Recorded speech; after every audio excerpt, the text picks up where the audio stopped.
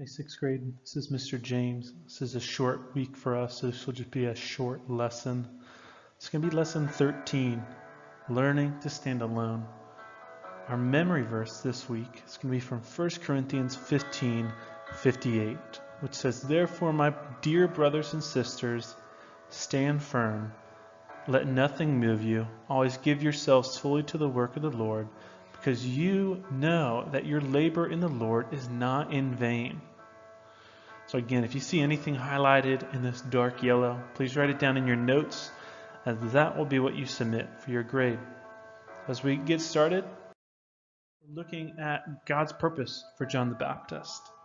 Now, a couple things. John the Baptist is one of the most interesting men in the Bible, I think, and an excellent example for your life and for my life. He was a man of a lot of outstanding courage, who is proud to stand out of the crowd as he declared God's message to people that were hostile listeners. Now, we will learn a lot of important lessons from this man's life. The first being, we must realize that God had a purpose for John the Baptist's life, even before he was born. It's a good reminder to us that God has a great plan for each of us also. The word prophecy is a warning or something that's to come, revealing the will of God. And John the Baptist here was prophesied. He was told about in the past. Remember, even though we think of prophecy today as speaking about something in the future, prophecy in the Bible is not always prediction. Sometimes prophecy in the Bible is simply speaking the message that God has given to us to be his chosen messenger. Now, John the Baptist's life was prophesied about by God in the Old Testament. Here in Luke 3:4 and Isaiah 44 verse 3, it says, "In the wilderness, prepare the way for the Lord. Make straight in the desert a highway for your God." Now, this is talking about John the Baptist. God knows all about us even before we are born. The purpose of John's life was so urgent that God had prepared the Old Testament to foretell about his life to come. So the godly difference. When we look at John the Baptist, we see that his life was very different, definitely different from the crowd. He dressed differently from other men of his day. He ate locusts and honey. Matthew 3, verse 4 through 6, we see that he put Jesus ahead of himself even. Matthew 3, 4 through 6 says, "John's clothes were made of camel's hair. He had a fine leather belt around his waist. His food was locusts and wild honey. People went out to him from Jerusalem and all Judea and the whole region of the Jordan, confessing their sins. They were baptized by him in the Jordan River." That despite him being different, people were drawn to him and came to him because he spoke the truth. He spoke it in love.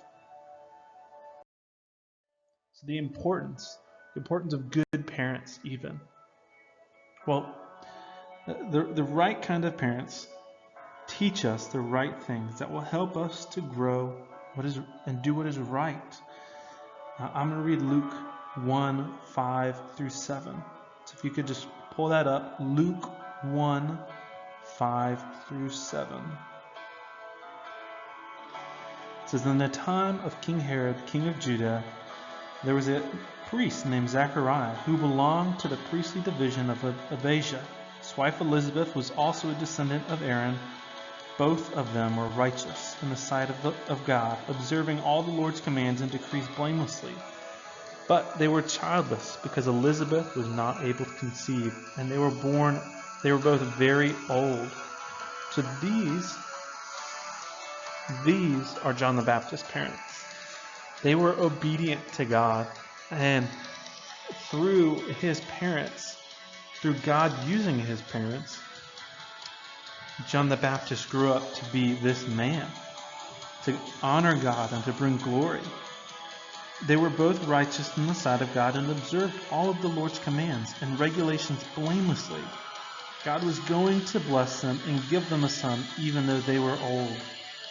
We're to be thankful for what we have, right? John the Baptist was thankful for the kind of parents that he had who were concerned enough about his life to raise him up. In the same way, you should be thankful that your parents have given you this opportunity to be at this school or other people. They want you to grow in godliness, to learn to have strong courage and do what is right. Our life principle is God wants us to learn that we don't have to follow the crowd in order to be popular. To learn to stand for what is right, even if it means standing alone. Now, of course, God doesn't want us to dress like John did, because we would look really ridiculous dressing in camel's hair and eating bugs and honey.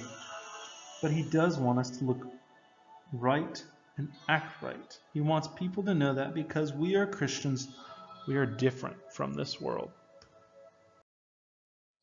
So again, our memory verse is 1 Corinthians 15, 5 through 8. Remember that. If anything in this was written in yellow or highlighted in yellow, write it down in your notes. But ultimately, the gospel or the good news of this changes us. We see in the same way that John the Baptist was created, that we have been created. The same way that John the Baptist had great plans that God had given him, God has given us great plans. And let's go live those plans out. Let's be obedient to what God has for us and follow his plans for us. So 6th grade, I hope you guys enjoyed this. I'll go ahead, I'll post this along with our other assignment for the day. But I hope you guys have a great day. If there's anything I can be praying for you guys about, or I'd love to know just so I can keep you guys in my prayers. Hope you guys all have a great day. Bye, guys.